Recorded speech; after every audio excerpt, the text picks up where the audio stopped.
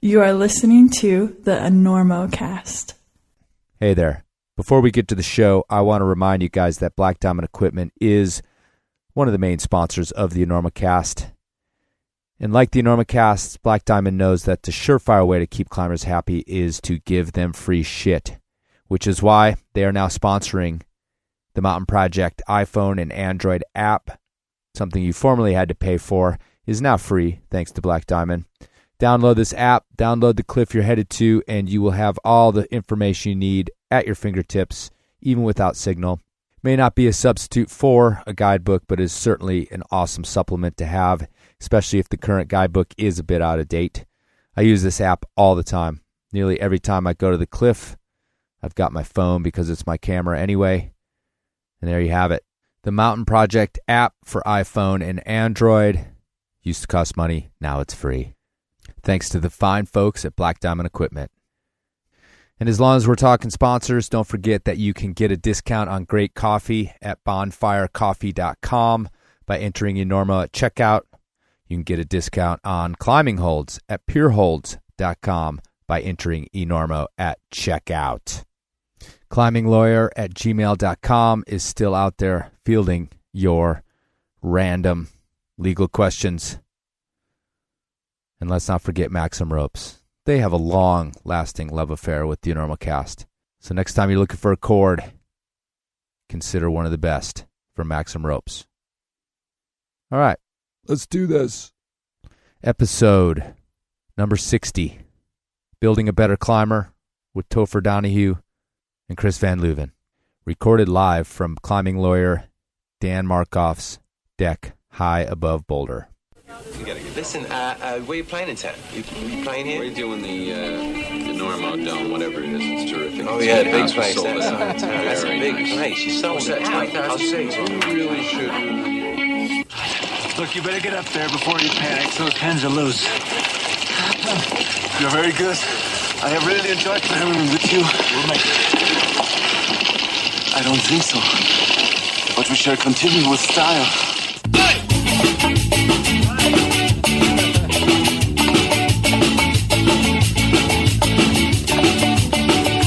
Bad weather. Now or later, anytime. All right. Thank you. Pre-applause. That's nice. You're like, oh, we'll just clap now. We don't. Hopefully it'll be good. Hello and welcome to the Enormocast. This is your host, Chris Kalous. It is May 17th. About 6 o'clock, 6:30 Mountain Standard Time. Boulder, Colorado at Dan Markoff's palatial, wonderful deck in house. I want to thank you all for coming and sitting on the deck. Many of you probably don't have any idea what I'm about to do, but I think a lot of folks do and have listened to the podcast. Just a quick explanation for the new folks and the maybe not so much climber folks is I run a podcast called the Enormocast, and it's on the internet. That's where podcasts come from. Anybody need help with that? They just fall from they drip off the internet somehow. Anyway, we do one about climbing, and Dan approached me a little over a year ago. I've been doing it about 2 years, and about being a sponsor of the podcast, was convinced that climbers needed lawyering help. It turned out that they didn't need that much, but he's been a great supporter of the podcast regardless, and said, well, why don't you come up for my party, and there'll be a bunch of climbers there, and we'll do a live podcast from the stage. So that's what's going on, and why there is a person talking to you on a stage right now. Anyway, thanks again for coming. I'm going to bring up a couple guests in a couple minutes, and both these guys I'm going to bring up actually warrant their own show. I often do... mostly it's an interview show where I do long-form interviews with climbers of note. And both these guys have quite a deep resume, but they definitely deserve a show of their own, so maybe we'll get that done down the line. Topher Donahue and Chris Van Leuven, if you guys would come on up. And somebody gets the crummy chair, someone gets the nice chair. Right on. You're used to that kind of thing. Uncomfortable climbing situations. It's pretty nice. Yeah.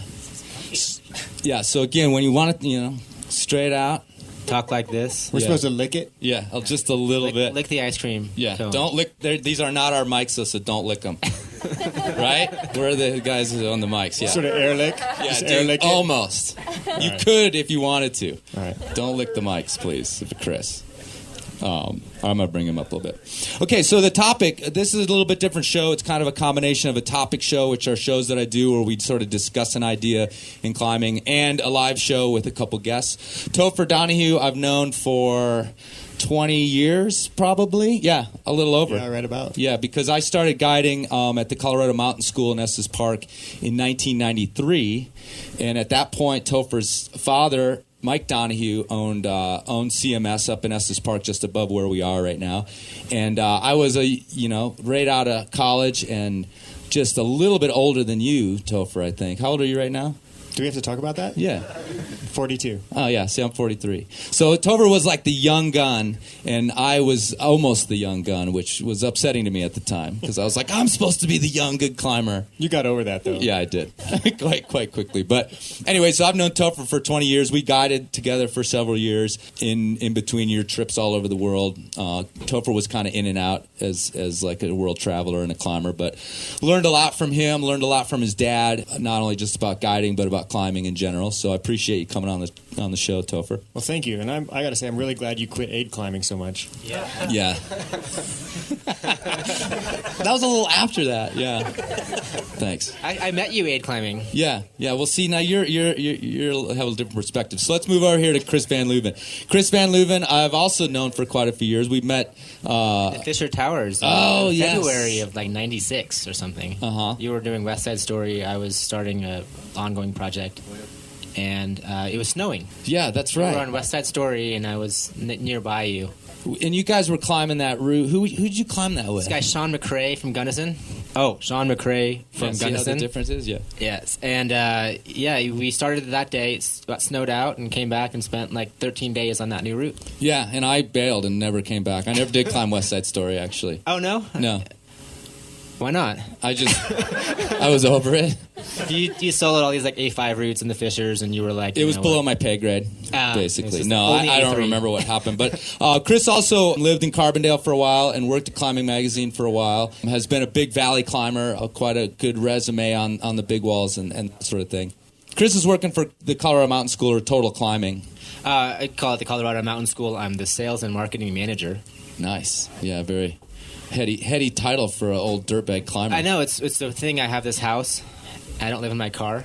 Nice. How's that going? It's new. I'm like, whoa. There's like laundry, and I buy fancy clothes now. Right, that's cool. Do you ever go sleep in your car just for old time's sake?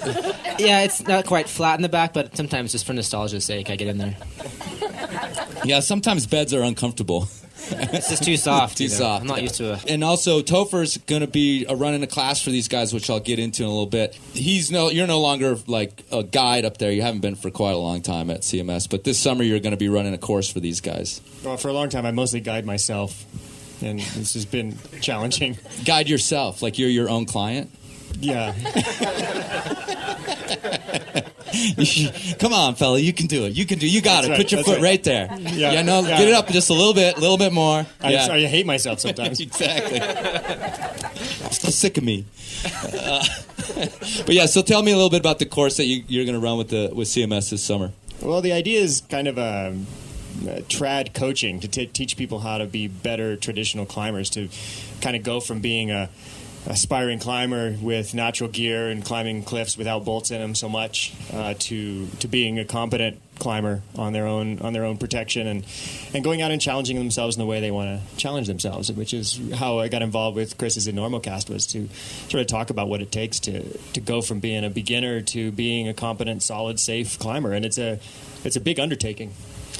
I moved to Yosemite, for example, as a sport climber, and I had a terrible time for the first few years because I just did all these things wrong. Got rope stuck on every rappel, and so it's nice to know that there's options to the best ways to learn climbing, because doing it on your own and getting through those steps, becoming a competent trad climber, can result in a lot of scary leads and unnerving experiences. Wouldn't you agree, Topher?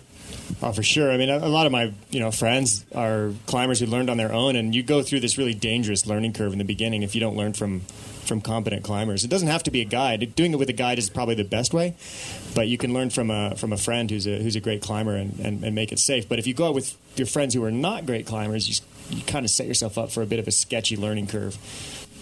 Well, the one thing I wanted to say was Dan actually gave me an idea for a show, and that's how these guys kind of came together on it.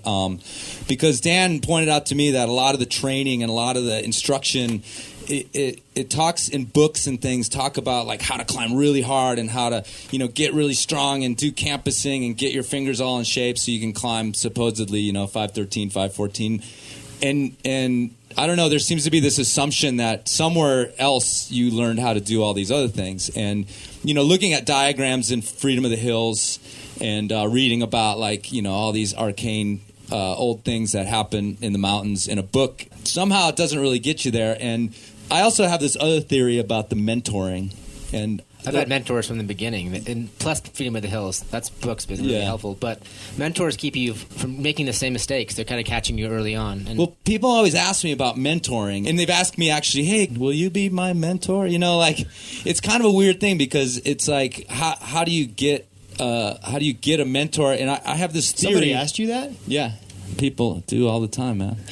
No, but I have this theory that we've actually sort of overstressed the mentoring system. Like I've been, you've been hearing about the VA hospital and like all these waiting lines and in the news, like in the last couple of weeks, because they have all these people returning and they haven't added any doctors, and they have the same system from 20 years ago, but now we have this influx of people that need help and I feel like climbing, that's happened. Like gyms and the popularity of climbing is like, just stress the system. Like there's just not enough people out there that, you know what I mean? Like if you look at it, it's like this growing upside down pyramid. And, if one guy's got to mentor 20 dudes coming out of the gym, like that's too much mentoring. Like if there was a mentoring center, there'd be like a line out the door. And the dude be like, look, I can't do it this week and I want to go climb my own things, Well, with guiding, you kind of, I think you save years of personal fear climbing because you have someone to go to who not everyone gets a mentor, but if you spend money, you can have someone who's trained, who spent years and years getting certifications and can actually show you the right way. And I think that's worth a lot. If I did that, I probably wouldn't have been that scared climbing. Right. Well, what fun would that have been? Well, it's not that cool being like, I'm going to die again. Again. For the third time this week. But I guess the idea behind this show was to be the digital mentors. Right now, we're in your ear right now, going to mentor you. Well, I was going to say, I agree with you. I think mentoring is pointless. And my reason for that is that I think that the cool thing about climbing is I've climbed with people who are blind, paraplegic. They're more overweight than they actually weigh. What does that mean exactly? Like, let's say if you weighed 100 pounds, then you're right. That's a good question. I don't weigh 100 pounds, but well, let's say you did weigh 100 pounds, then or I should say they weigh more than their healthy weight would be. So if a 100-pound person who should be 100 pounds actually weighs 220, that would be okay. That's what I'm saying. So I've climbed with people who are like that, and the cool thing about climbing is you can go out on your very first day climbing. And all these people that I've climbed with, and no athletic ability whatsoever, and they get to go out on their very first day and have a real climbing experience, just like I do after climbing for 35 or close to 40 years now, or the best climbers in the world have on their day. Climbing, you get to experience the very real thing your first time. And if you think about other outdoor sports, like kayaking or skiing or surfing, surfing's a perfect example. You got catch a wave. You got surfing like 40 times. You're like, I still haven't surfed. Maybe one of these days I'm going to get to surf. And climbing, you got your very first day, and you get to climb. I agree. I go out with a lot of folks from I wasn't the gym. arguing with you. No, I just it's a pretty special thing because they're either a first-time climber right next to a long-term climber, and they're having that same experience. They get to actually feel what it's like to be on real rock, climbing on real holds, like catching a wave. Although you won't get that your first time, but you will climbing. That's true. Well, the other thing that I wasn't arguing with you either. I'm not arguing with you, Topher. I knew this was going to happen. I knew it. Is that, we've talked about this a bunch, and I think I might have mentioned it on the show before, but there's like a beginner climber, and then there's like, people who are super solid, and the in-between, there's like right after beginner zone is like the danger zone. Because you know some stuff, but you don't know enough stuff. And when I used to guide on Lumpy Ridge up there at CMS, like, that was the people who, A, I was the most worried about, and B, they gave me the most attitude. in this really weird way, because a beginner is someone who's like, oh, yeah, tell me something I need to know. But then all of a sudden you get to this point where you sort of think you're pretty hot shit, and you've led a few routes, and all of a sudden, like, and I was there as well. I'm not saying that this is something that only other people have done, but you kind of are like, well, just leave me alone. I know what I'm doing, And if somebody better than you, I remember feeling this way in Eldo a couple times of some guy like tossing me a little bit of advice, and I just got like really mad at him, like I think it comes from my brother beating up on me and stuff. Did you tell him to stop talking to you? Yeah, I seriously was like, I gave him so much attitude, but he was, looking back on it, he was so right, and so I kind of was like thinking about this danger zone and how did we survive it, and I just kind of wanted to get into some talk a little bit about that, about where do we go from there. And this is something that I think a lot of good climbers can look back and think about their own sort of situation of how they got through that system, and also what kind of things they skipped, because a lot of my really good climbing buddies, they don't know jack about self-rescue. Like, they could probably get themselves out of most situations with the knots they know and everything else, but most of them don't know too much about, like, the right way to go into self-rescue. They kind of, like, skipped that little level over it. So let's start thinking about, like, what you guys think are essential things that people need to kind of start thinking about, or essential ways in which they ought to start thinking about climbing as they move into becoming, an independent leader and that sort of thing. I have a lot of friends who are like, can webbing go over an edge? And they have these really basic questions. I'm like, I've climbed with you for a long time. You really don't understand that you can extend anchors?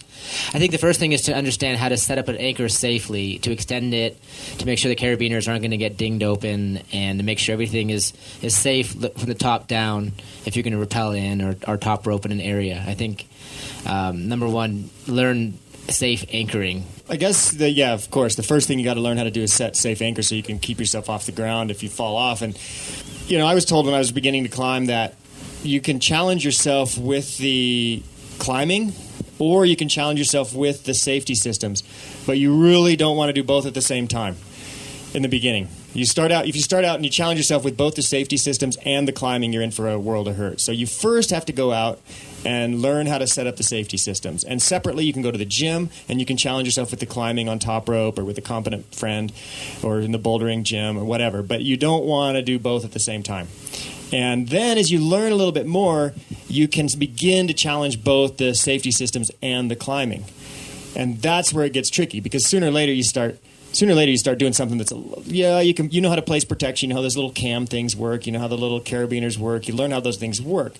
But in this era, we have a big deficit over the old timers, because we think this gear is meant to stay in the rock. And it's actually not. The gear is meant to be sold to you. And that's a big difference. So you got to learn that it doesn't really matter. I mean, I've climbed in East Germany where all you get to use is slings and knots and ropes. You don't get to use metal equipment, and you just like sling them around horns and you clip them and you clip them and you go up with your knot jammed in a crack or whatever. And really, it works there too. And so it's real important to sort of detach yourself from the technology of climbing and get into just watching your ass. When I was teaching leading, I had this little trick question that I'd ask people about, I said, okay, so if you're climbing, what's the first thing that's going to keep you safe? What's the first thing that's going to keep you from hitting the ground? People would always, the rope. I'm like, no, that's not the rope. The last piece that you've just placed below you. And I'd be like, no, it's your climbing ability. It's the fact is that most of the time, if I went out to Lumpy Ridge for a day of climbing, 5 or 6 pitches, I wouldn't fall on any of them. So all that stuff I'd placed in the rock was completely irrelevant. I don't know if it would have held me or not, because I never found out. What do you mean? You were aid climbing. You were hanging on every one of those things. Not back then, man. Not back then. It does seem like that's the biggest thing, is your own competency, that own level. You can look back and say, I understand what I'm doing, and then your gear is to back you up. And I think that's a hard thing to understand, is your gear doesn't get you up roots, you get yourself up roots. Well, what Topher said reminded me of that, is that, again, like he said, you can challenge yourself climbing, or you can sort of test the safety equipment. And really, I didn't fall on a piece of trad gear for a couple years when I was starting to climb, and it was pre-bolt, so we were always climbing on gear. But it just didn't seem like the right thing to do. So I placed hundreds of nuts that I don't know if they would have worked, because I never tested them. I never fell on them anyway. But, so it's like there is a lot of ego involved of like rushing a little bit too headlong into what you're trying to do out there, And again, like the ego, I mean, I was in my 20s, so it was definitely hard to keep it in check. Like, let me back up. I always joke that, especially back when I was guiding, that when we were heading up to the book, which is up on Lumpy Ridge, a bunch of classic like 8s and 9s and, you know, multi-pitch routes there, I could walk up to the base of the crag because I was there like every day. And if there were people milling about, I could just kind of glance at them and I knew what they were going to go climb. You know, it's like those guys, yep, they're going over to the 5.6. Those guys, oh no, they look like they're probably going to go do that 5.11. And so there was like some way in which they were conducting themselves that I could kind of tell which group they sort of... Who had hexes, who didn't? Yeah, that was part of it, actually. But all I knew is that in a lot of ways, I think all of us can go to a cliff and we can look around and we at least know the people who've got their shit together. Like, it's kind of weird, but we know. And so I kind of like wanted to sort of talk about like what is the difference between these people? Like, what's the difference between me as I was 20 years ago and as the climber I am now? That's a very different question. Oh, yeah, well, it seems like you have that time when you're like, my ego's, it's new, I'm pretty good in the gym, and then you try to perform and you're constantly getting beaten down. And I think what changes is over the time you've had people come to you and be like, hey, Chris, don't do that, or this is better. And you've heard them, and in a way you've probably been like, I want to do my way, but honestly, your way is better. And I think the more of that you've gotten, probably that's helped your skill set, right? You both looking in books and magazines, articles, but someone directly telling you, hey, you know. I don't really know. I don't really know, like, because that's when I started thinking about this subject. Like, how did when did I emerge, like, from my little poopa and... You pronounced that wrong. Did I? I don't want to go into it, but I'll answer your question anyway. How do you pronounce it? Pupae? Oh, pupae, pupa. You know what I'm talking about, right? I don't know. It's a cocoon. Not the same thing I was thinking. Emerging. Anyway, so I have an idea on that. Okay. You know, I think one of the big differences I noticed between the climbers who are sort of like beginners wanting to advance into being able to go climb most things, and I think the point of climbing that's changed a little bit is that it's more about being able to go out and have adventures on cliffs, which is a sort of an unnatural thing in a way. Even though the movement is super natural, sort of fundamental monkey business, it's super fun. But climbing a vertical cliff and trying not to hit the ground is a fairly ridiculous concept. But we have these systems and complicated. But we have these systems we use to be able to do it, and they work really well. I mean, I've climbed 100 days a year for close to at least the last 30 years, and haven't had any major issues yet. You know, it could happen any time, I suppose, but it's great. You know, you learn how to do it safely, and you can climb every day pretty safely.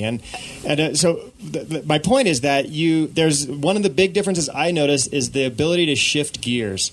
And what I mean by that is a lot of people go out and they put 30% of their effort into trying to put in protection and keep themselves safe. They put 30% of their effort into climbing, and they put 30% of their effort into trying to be on the right climb, which means you're only living up to about a third of your abilities in any one event of those three. And so you need to be able to shift to where you put 100% of your effort into getting the safety systems in place, and then you want to be able to turn off your safety systems monitor, forget about all that shit, and go climbing. Just go climbing. Like, let it go. You know you're safe. You're far enough off the ground. You have a whole bunch of good gear in. It doesn't matter whether it's bolts or gear. You want to got a whole bunch below you. Carabiners break. It's not going to matter. If something pulls out of the rock, it's not going to matter because you have a whole bunch below you. And then you go for it, and you just play and have fun. And that's what a lot of beginners are not able to do, and more intermediate advanced climbers can do, is they can let it go and just play and have fun and put 100% into the gear placement when you have to on a stance. And then once you've got it and you're safe, then get it on. I do. I don't climb that way. I wish I did. I get scared, terrified, all that stuff, and I wish I could be in that place where I let things go. So to me, it's more internal. I have to go back into my ego and say, hey, you know, what's not feeling right? What am I not thinking about? And I think that's my ideal, right? Just to be like, it's dialed, it's solid, my gear's good. Let's focus on, like, you know, doing great climbing. Like, sometimes, but I really feel like you grew up in a situation where you were taught how to climb from a very young age, like age 5 or something. Something like that, but I had trouble all the way through. I was taught to never fall off. And I didn't succeed at that. Yeah. Topher's dad was definitely old school. You do not fall on anything, pretty much. Like, don't test it. Don't even worry about it. No, you worry. You don't test. Yeah. Yeah, you never fall. Never fall. And then I fell immediately. Like, I went out leading, and I fell off, like, the first time. It didn't work. And what happened? Well, I was fine. The rope system worked. I mean, the whole idea of not falling didn't last long for me.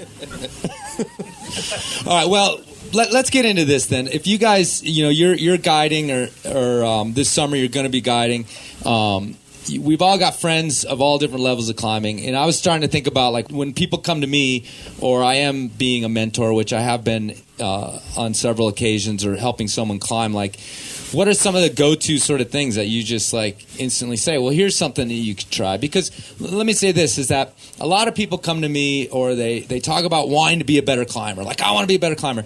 It's sort of infused in the sport. Like, you're always trying to think about, like, how can I climb a harder grade or whatever else. And, it's kind of like you feel like I just have to try harder. It's like when people want to climb faster. People always say, I want to climb faster. I say, well, what are you doing to do that? I'm just going faster. But, it's like, what do you want to tell them to do? Like, what can we tell them to do? Like, for example, I always tell people to sweat the small stuff. There seems to be this point at which, a climber decides that, okay, to do this route, I need to be as light as possible. So they buy the lightest harness on the market. And when they climb that route, if they can, they limit as much stuff as they can off their harness, like dropping, the toothbrush out of their chalk bag, or getting lighter weight beaners, or finding the lightest cams. And a lot of people, like, kind of like scoff at this, right? Especially at a certain level. Like, they're just like, well, what difference does it make if I have my this junk on my harness? Like, what difference does it make if this is a little bit heavier? And yet I talked to my really good climbing friends. Like, I just climbed with Josh Wharton a few weeks ago, and even at my age and as long as I've been, he showed me, like, a bunch of ways to lose weight off of his rack. Like, super meticulous, weird, like, kind of shaving down your toothbrush, backpacker style or whatever. And yet, if I want to be a good climber, why not emulate this guy who is one of the greats? That's one of the things you do. Yeah. But you also read, you also practice, Right. Go out on your own, etc. Well, how did you put it? Shaving your toothbrush to get better? I mean, if I ever have to shave my toothbrush to be a better climber, I'm just going to be worse, because I don't need to shave my toothbrush. No, I was talking about, long know what I trail mean. hikers. They like whittle, like, take buttons off of clothes and whittle their. You never heard that? Yeah, they yeah. go crazy with the weight thing. Right. But I've turned it into the experience that I share with that person for the day. That seems to be the biggest thing, is what do we want out of the day? Do you shave their toothbrush? I do, of course. If that's a given. But Toothbrushes, what it let's is see 'em. like when you Too big, when too small. My partner and I are like, let's go do this multi-pitch route. We're finding is, let's make it organized. Let's make it clean. Let's make the experience an organized outing, and that seems to be a great way to save time. It also builds that trust between each other, and together you can kind of do more routes. And so I'm finding the biggest gains is not just for me, but kind of the team. And I think that kind of brings in mentorship, but also kind of that trust. Like Topher was saying, everything is lined up. Just go for it. Right. And this kind of helps us both get to that place. So one of the things I notice about my climbing partners, when I go out, and I've climbed with, I don't know how many people, I've probably climbed with 1,000 different people in my life. And what I notice about the people that I really enjoy climbing with, one of the things is that they don't really care about any of that shit that you're talking about.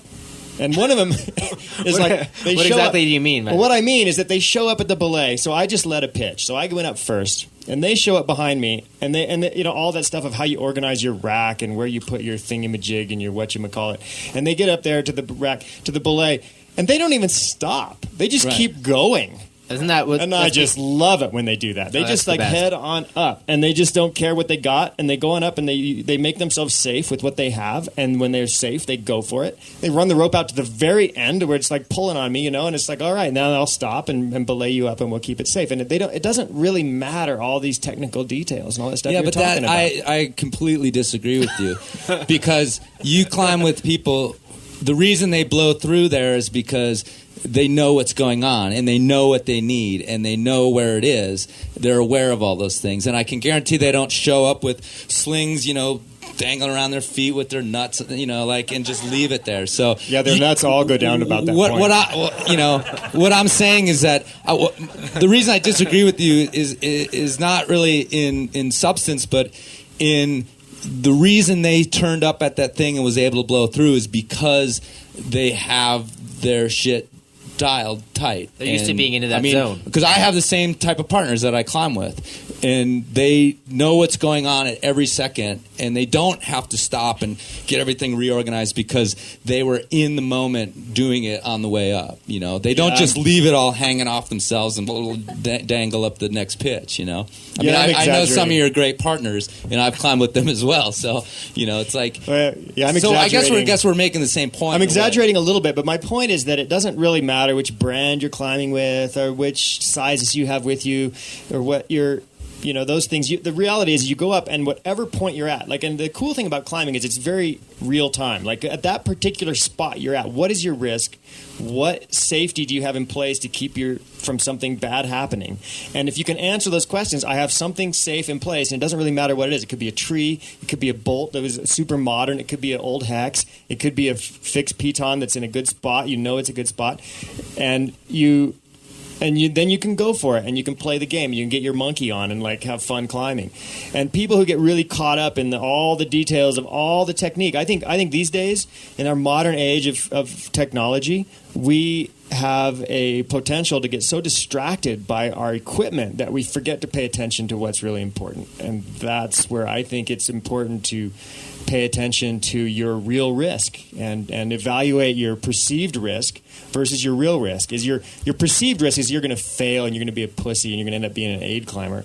But your real risk is that you're going to deck and hit the ground and splatter, and that's the stuff that matters. And it doesn't matter if you pull on your gear. Aid climbing is great. It's just that you want to make sure you don't splatter. And if you're so worried about being successful that you're willing to risk splattering for your own self-aggrandizement, which I think is the word you were looking for earlier. Thank you. Nice. That you're willing to splatter for your ego, then you need to question yourself. And if you're willing to just go up and have an adventure and keep yourself safe, then you're in the right spot. So I guess I'm sort of grasping at you guys are kind of sort of saying none of it matters and you just keep climbing until you get good at it. Topher's just a more experienced climber than me. He learned a different way. I've been hurt climbing. I've had gear pull. I've broke my nose on the rock. So I know how it feels for things to go wrong, and that's something I've had to work on personally. And the thing is, the more aware you are of what can go wrong as a beginner climber, that might dictate your decision making. You might say, hey, if I do this, I might break an ankle, and they might actually understand risk versus reward, and that's a hard thing to do without real experience. So when I go out with new climbers and they want to learn trad, we do mock leading, and they fall on the gear and they hear it crunch in the rock, and they understand this is how it actually feels to take a real fall, and then they understand going forward what it feels like to engage. Mm-hmm. But to engage without knowing the repercussions can create uncomfortable situations or put you in a really risky situation. For me, I don't like to get into the whole, climbing hard doesn't matter, because to me it matters. And to most of my climbing friends, somewhere down the line, it matters. Because if it doesn't matter because of the grade, it matters because you want to climb this route, and it happens to be hard. Taking one of your great ascents all along the Watchtower up in the Bugaboos. You guys wanted to climb that. You wanted to free it. And okay, did it turn out to be 13 or 12 or whatever? Maybe didn't matter, but you wanted to get better because you wanted to do that climb. And Andrew and I talked on another show about that of wanting to get better because it opens up these options. And when you see something and you want to climb it, you have better odds that you're going to be able to do it. You just cleaner lines with safer and falls. So I guess, this is kind of just go out and always have fun and all that. I like that attitude, and I think it's a really important attitude. But for me, I'll admit that it's not everything to climbing. A lot of people are happier when they're climbing better, and the truth is if we go out and we fail a whole bunch, we didn't necessarily have fun or whatever. So I guess I'm just kind of getting into why and how, we approach this thing on a more active level to become better versus just making sure that... Is being better a higher number, or is being better a more honest climber? I think it's both. Like I just said, it doesn't have to be a higher number, but you go to Yosemite and you're looking in the book and it's okay, in this book I can climb 20 routes if I can climb 5'9", but if I can climb 5'10", I can climb 50 routes, and oh my God, look at that! How hard is that? That looks awesome. oh, shoot, it's 512, I can't do it. Maybe next year I'll be good enough to climb it. It's the grades are mixed in with the possibilities in terms of like, what do I want to get done? And the Phoenix is amazing. Oh, shoot, it's 513.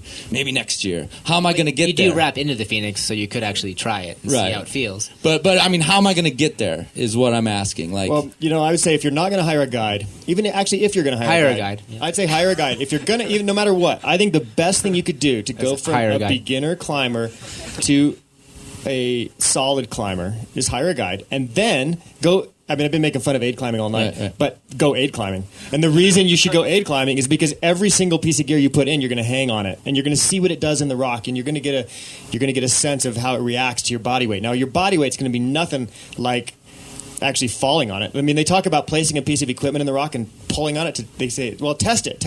You think you can test it? You know how much force you put if you fall on can you guys pull down like 2,000 pounds? I don't know anyone who can pull down that hard. So go aid climbing. I can get close. You can. Chris could. Yeah, Chris could, but most people can't. So I think that's one of the best things you could do is actually go do a moderate aid pitch and see how that gear works. And nobody does it anymore. Aid climbing's like this sort of lost art. But Chris Kalous is a badass, and if he hadn't hung on so much gear, he would be nearly as good as he is today.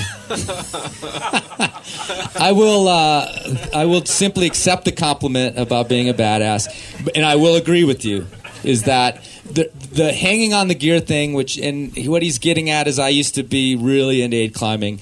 I'm not so much anymore, but I did a lot of wall climbing in Yosemite and that sort of thing. You just hang on better gear now. Yeah, I do, exactly. But the thing is, bolts. I hang on bolts now. You were able to look at your experience and apply that to a bigger thing, like freeing harder routes. The interesting thing about it, though, is that it actually made me more scared. You knew what failed. Yeah, because things failed, and I there was times when stuff popped that I thought for sure was awesome. You told me on your first solo fall was on what was it? Echo Tower. You clipped something off the anchor. It was a big knot of mess. Yes, and took like that's a 30 correct. Footer yes, or something. Yeah, His biggest fall was off a belay. Yeah, exactly. Yeah, it was like the first move on the pitch. Yeah, I'll just have to tell the story. It's not so badass. I was soloing, and I had just taught myself how to solo 2 pitches before with a clove hitch self belay. And so I was at this anchor, and I was like, okay, all right, how do I do this? I should tie this in. I'm like running it all through in my head, and I'm like, okay, so this looks pretty easy. Because with a self belay thing, you have to kind of give yourself rope ahead of time and then move a little ways and then give yourself rope. And so I was like, I'll just give myself like a good bunch of rope so I don't have to mess with it. And I put my aiders into this loop right off the belay. And I know it's a podcast, so we can't do it visually, but I stepped into it, and it was like a cartoon where someone just steps off the end of something and falls.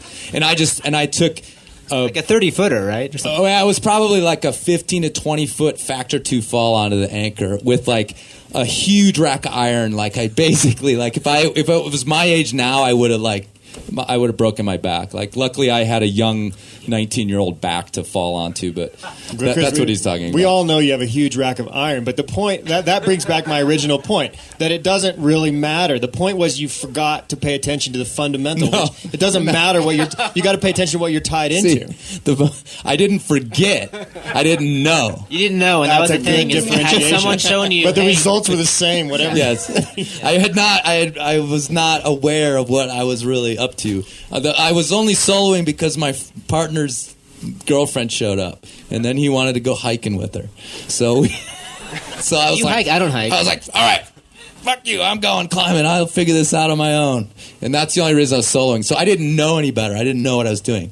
Because the other problem was I'd left my jugs up on the anchor, so now I was hanging down there and I had to hand over hand back up to the anchor. So you have a huge rack of iron and jugs? Yes, I do. So what did you learn there? Did you learn that you should test your gear more accurately? Yeah, exactly. Yeah. But my point is this, I really honestly could have totally wrecked myself right there. So, but I don't know what my point was. Do, some don't, but either way, I think it's terrifying to learn how to trad climb without a mentor or without a proper instruction. I mean, I read different books and et cetera, and I moved to Yosemite, and I was super green and just went through the School of Hard Knocks, and it's not that cool. I mean, I made it. I was like, oh, everything works out. Everything doesn't work out. It can, or you can go to the hospital, Yeah, and it's true. I mean, we you know, I'm like Topher. I haven't been involved in many accidents in 20-some years, but I have plenty of friends who have been. But when you were doing like Fisher stuff, you had to back off routes and learn a new system, right? So you could finish off a hard aid route, like learn about how like copperheads fit, right, and stuff. So in a way, is that kind of comparative to like easier climbing, where a climber will only learn the next step by someone showing them or a technique that they don't already know? Certainly, yeah, certainly. I didn't mean to cut you off there. I don't know. I mean, I disagree with you a little bit, Chris, in the sense that I think climbing can be learned in a really awesome, positive way. I think it's way better than something like kayaking or surfing, where you're out there on your own, you get smoked by a big wave, or you get in a rapid that's over your head. Like, you have a rope, and you have these systems that are incredibly strong, and we have this gear that works great. And a lot of it, too, yeah. And if you can find a mentor or you can afford to hire a guide, I think climbing's the best it's ever been. And I think you can learn to do it safely. And I think you can go through the process of learning in a way that's really fun and really safe. And the point is that when I say the gear doesn't matter so much, you want to make sure you don't ever trust a single piece of gear. You don't want to have this complete confidence in this little techie equipment that came out last year, and you saw this really cool ad with this really cute boy or this really cute girl, and you decide that that's what you really want to do. They're like, man, they trust it, so I'll trust it. I'm all about it. Like, that's why I say the gear doesn't matter. But at the same time, it all does matter. And all these systems we have are amazing now. Like, I mean, when I learned to climb, you weren't supposed to trust anything. Like, think about how hard it is to learn to climb when you're not supposed to trust anything. It was absurd. And now climbing's fantastic. Like, it's cool, it's sexy, I'll just leave it at that. But like, I mean, I think it's a great time to learn. I'm super jealous of all the youth who are learning to climb now. Like, climbing sucked to learn back when we learned, but now it's awesome. Well, you have gyms and people, you know, dress in better looking clothes. Yeah, and girls climb. Yeah. That's a big difference, yeah. That's a huge difference, actually. Would you have had more fun if you learned from maybe a variety of mentors when you were learning how to climb? Well, I mean, I think we all learn in the end. We all learn in a combination of ways, and you know, I went through learning with my bros where we were all on the same level and like had close calls. Probably some you were a little bit better. Certainly that we you know, probably had close calls we never even knew about. You know, that if someone had fallen or done something at that moment to stress the anchor, maybe it would have failed. But, you know, I guess I just kind of lucked out in that sense of getting through those times because, like I said, we know plenty of people that, you know, if they weren't killed, they had horrible accidents, or you read about them in the magazines or in accidents of North American mountaineering. And as an experienced climber, I just go, oh my God, like how could they have done that? Like that. But was you've like also the been in that dumbest thing same ever. place, Yeah. right? And you're like, it didn't happen to me. And what I've learned is it will happen to somebody. Sure. The idea is let's try to reduce that from happening. But at the same time, I enjoy climbing. But think about if they had like a accidents in North American interstate highways book. Like, it would be enormous, right? And we could all learn from people's accidents, but we don't have one of those. Right. So climbing is sort of under this microscope of risk because people go up these vertical cliffs and they fall off, and most of the time the systems work, and occasionally they don't. But if you learn right, you can do it safely. And so climbing, I think, gets this unfair reputation for being exceptionally risky. And there's all these superstars out there pushing the limits, and there's the beginners who make mistakes on the other side. But in between, there's like all the rest of us who just go out and have fun like every day, year after year after year, and most of us like really don't have major accidents. I mean, I've had like and if 2 you learn in 20 right, years, yeah. you know, if you can. And I would say if you're going to ever hire a guide, the best time to hire a guide is when you're learning to lead. The thing is I've learned is I'm still learning climbing. It's been 22 years. I'll continue to learn climbing. I'll never reach a point where I'm done learning. And the thing is beginner climbers, I'll probably have that same mentality. It's who they go to. It's where they get it from. And the people that I meet over the years that are like, hey, I read every book, I read every article, and I follow the best steps, but there's mock leading or whatever, they seem to have a lot of fun. People that get really aggressive, they have moments that set them back because they're terrified, and it's not that cool being terrified. And there's a time and a place for it. Right. But my feeling looking back is I did more of that than I needed to. Mm-hmm. And my goal is to, if I see a situation where someone can learn quicker, I try to direct them that way because it's like life's pretty precious, and you can end it with bad decisions. Well, in terms of we've talked about mentors, we talked about guiding, and obviously you learn in a whole mix, because like what you were just asking me about, my beginnings. When I started thinking about this topic, I kind of was like, did I have a mentor? Were they that much better than me? Or in some cases, like my friend Jonathan was, he was like a week ahead of me. He knew how to rappel and I didn't, and then I learned how to rappel, and then he knew how to, place a cam, and then I caught up with him. So in a way, he was a mentor, but it's like a combination. And I started thinking too about how, again, I just went climbing with Josh a couple weeks ago. And even at 24 years into my climbing career, like I sat there and without him knowing, I learned a few things, that I think I'll incorporate into what I do. And it's not like he's this much better than me. And he's a pretty darn good climber. He's a great climber. and my point is that I went with him. And right away, I was like, "All right, keep your eyes open. Watch this, because we know that he's got these skills." And so I was ready to find him, and that's kind of one of the things I also tell people is like, don't look at these guys and be like, "Well, I'll never be like him." So he's so far out of my league, like I'm not going to do what he's doing. But I mean, you can literally watch someone climb from afar and learn things. Like example, Chris Mack taught me how to aid climb. I had a buddy named Chris Summit teach me how to boulder, and also Russ Bobzine. And then when people like Leo Holding or Josh Warden are like, "Hey, I need a partner for the day," I'm like, "Oh, awesome! I'm just going to be the observer." And it's a real opportunity to be like, wow, I know this much, and now I'm seeing this much more. And the more times I do that, the more I can see, will this fit in my quiver of skills, or is just like way too much? But to see someone who is that refined to climb that well, it just carries over to you a bit. Maybe that next 5-10 you do is a little bit smoother. But don't you think that we have a tendency to just be like, well, that guy's just so strong? I think that if I was strong as him, I could climb as well as he does. Everyone. No two people are the same, and some people have better skills. But I think that the first thing you can say is, "I'm not that person, but I wouldn't mind being a little better. What can I learn today?" Right. Because I think the more that I fought myself over the years, the more I've actually set myself back. But the more my eyes are open, the more I've gone forward. And maybe that's what guiding is about, or mentorship is about. Is, hey, let's look at what you can learn, not how rad you can be for the day. What do you think, Topher? I think you're right. You're all right. It's fantastic sport, but I think the main thing is you have to go out as if you were given a rope and some clips and some snaps and some twine, some trinkets, and you and some thingy majiggies, and you went out on a cliff and someone said, "Make sure you don't get hurt," and then you would do a great job. You would you would wrap that rope around yourself like 17 times. You'd tie some big honking knot, and you'd hang off the edge, and you'd grab some holds and you'd go climbing, and you'd have a good time. And the thing is, I think that probably the most important thing is not to get distracted by the details, and at the same time pay total attention to the details. Wow, that was like a Zen cone. No, it's true. You kind of got to pay attention to the things that are keeping you alive out there, and then once you've determined that you're safe to play your game, then play your game full out. Don't mess around in between where you're sort of half wondering if you're safe, and half wondering if you're strong, and half wondering if you're sexy, and half wondering if you're cool. How many halves was that? There's only 2 halves in anything. Arno Engler does the same thing. That's the trouble with climbing. If you're going to commit wholeheartedly. You're better off than being halfway. Oh my God, I'm above a boulder and I'm terrified and I'm going to fall and break my ankle. It's like I'm going to go because what's inside of me is what carries me to that next place.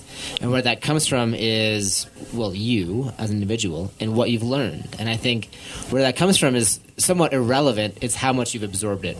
Like when you were taught how to climb without trusting your gear, you learned a little bit more of what is inside of you. And then after that, it was hard for me, but I learned how to trust my gear. But I learned how to trust my whole system, not a single piece, not a single brand, not a single my favorite piece of gear. This is the one I always like to place when I get scared. That makes no sense at all. You want to develop a system, and to do that, you need mentors, you need guides, you need to go out with your friends, you need to climb with other people. It's great to travel the world. I mean, one of the best things I ever did for my climbing was to go to Europe and go climbing with people we didn't even speak the same language.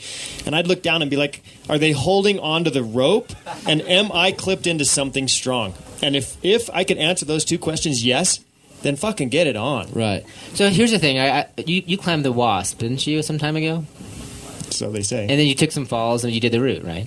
I didn't really ever fall off of that one. Well, okay. I'm looking at some examples of some routes that you've taken some pretty good sized falls on some relatively small gear. Yeah, that one wasn't one of them. But yes, I've fallen far on small gear. And you don't mind because you understand how it's supposed to work. But my main point, though, but the point is not. Yeah, I've fallen on small gear, but the only reason I fall on small gear is because the piece below it was a big piece of gear and a super solid piece of gear, and below that was another big piece of gear, and below that was another big piece of gear. And so the system I had in place, and I trusted my belayer, and that I was set up a system that I trusted, not a particular piece of gear. And once you set up a system that you trust, you can do outrageous things. That's how these guys are doing it up on like El Capitan in Yosemite, is going up. I mean, all they need is a good belay anchor. I mean, the ground is 1,000 feet away. Your rope's only 200 feet long. That's true. I'm not quite as bold as you, right. But I would say neither am I. But I would I'm say not as bold as me either. Wait. The point you're getting at is I go around a lot and I interview a lot of climbers. I'm always like, how do you get there? Because I don't get there very much. Like, how do you really let go? Where does that come from? Because that's a whole nother show. That's another show. But Topher, the thing about what you've done is, whether it's been a lifetime of climbing or some self-reflection or whatever else, is you've been able to let go and engage in that activity at that time. And if you're going to take a 30-footer or a 20-footer, or you're going to get to the anchors, you're confident with your actions that go forward. And I think what a beginner climber is, they're not confident yet. And even an intermediate climber, they want to be, maybe they're not there yet. And even where I'm at, with a little more experience, I'm not there yet, And so I would argue that no one's there yet. Like you asked, I mean, I've climbed with like Tommy Caldwell. He's like the best climber in the world. And when we go out and he's doing something super rad, he's not confident either. He's really? A beginner in his world. Oh, and he's beyond. It's beyond my world. Walk away. Yeah, I mean, he's beyond my world. But the thing is when you're pushing yourself through the next thing, you're a beginner in your own world. And so what you do is you go in with these fundamentals that you always concentrate on. And I think they are things like, I mean, one of the biggest things about climbing is concentrated on the real risk versus the perceived risk. Mm-hmm. So you're out there and you're terrified, but there's a bolt at your knees, and it's one of like the last 17 bolts you clipped, and you're terrified. And I can say I'm terrified. I have the same feeling. It's like, oh my God, I'm going to fall and plummet towards Earth at 32 feet per second squared, and it's going to be horrifying. And you do it, and you do it again and again and again, and finally you're like, all right, it's not really that bad. And then you don't climb for a little while, and you go out, and it's like, oh, I'm going to plummet towards Earth at 32 feet per second squared. I'm terrified again. You're like, oh, here we go again. God, I really have to go through this process again? And everybody has to go through the process. And everyone climbs, like what I said in the very beginning, is everyone's having a similar experience, from the best climbers in the world to the total beginners. And the important thing that matters is you do it without getting yourself hurt. yes, that's true. You don't want to get hurt in the process. But here's the thing. I was having a talk with Dean Potter 15 years ago or something, and it was a really small thing, but I was like, Dean, you climb the nose again and again and again and again, and it's really impressive. I climb it. I'm always kind of scared. What do you do? And he's like, it's Zen eyes, beginner eyes. And I was like, I don't even know what that means. But what I looking at it back again and again and again, it means approach each thing like it's new and that you have a fresh set of eyes. And so if you were scared last time, that was the last time. This is now. And it's a bit of the inner kind of reflection, and try to get too out there. But the main thing is... You're pretty out there. Is the main thing is Bring it back. Was what feels good to you, and how to extend that versus what can I charge through. And I find that the biggest gains have been saying, oh, well, how would I do the nose again? And this time I'll just try to free climb more, or this time I'll bring a different rack, or this time I'll bring something new. And so the element is really getting into that zone where it's you focusing on climbing and your tools are secondary. And so I do the same route again and again and again and again. That's what I was talking about the whole time. The gear doesn't matter. Well, me getting to that state is what's hard. And maybe other climbers that have less experience feel that way more. But I do feel like that it's being comfortable with your systems. And to me, picking the same route allows it to get less and less unknowns and more knowns are, I want to get to that next hold versus I don't want to rip my gear out. You know, you're kind of moving beyond those steps. And... I'd say that in some ways I've gotten success, in other ways is I set back too. And so it's the more honesty you get, the more self-reflection you get, the more progression my climbing has had. And it comes back to inner honesty and without being too esoteric. Or Perfect. Amen. Yeah, I'm going to give you the last word, Chris. Oh, really? Because we're out of time. Thanks, you guys, for coming up. I really appreciate it. It was a very far-flung, far-reaching conversation. I hope you guys enjoyed listening in. And I'm going to put it out probably in about a month. So if you have never heard the podcast, it's at enormalcast.com. There's 57 episodes up, interviews with everyone from Mr. Alex Honnold to Lynn Hill to a bunch of people you've never heard before but want to hear. And thanks for coming. Thanks for sticking around for an hour and listening. Topher, thank you very much. I appreciate it. Thank you, Chris. It's been an honor. And thanks, Chris. Thanks, Chris. And you guys, don't forget to check your knots.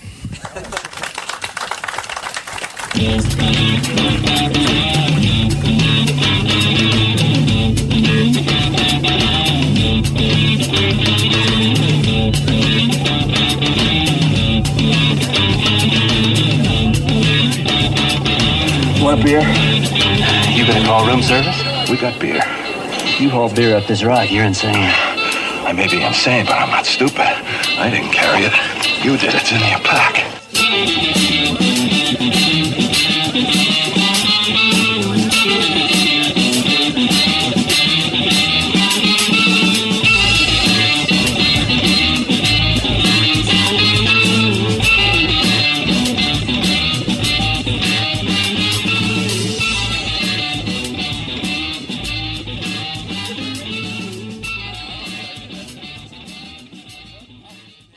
So, Jenna Kirkpatrick, Yes, Chris.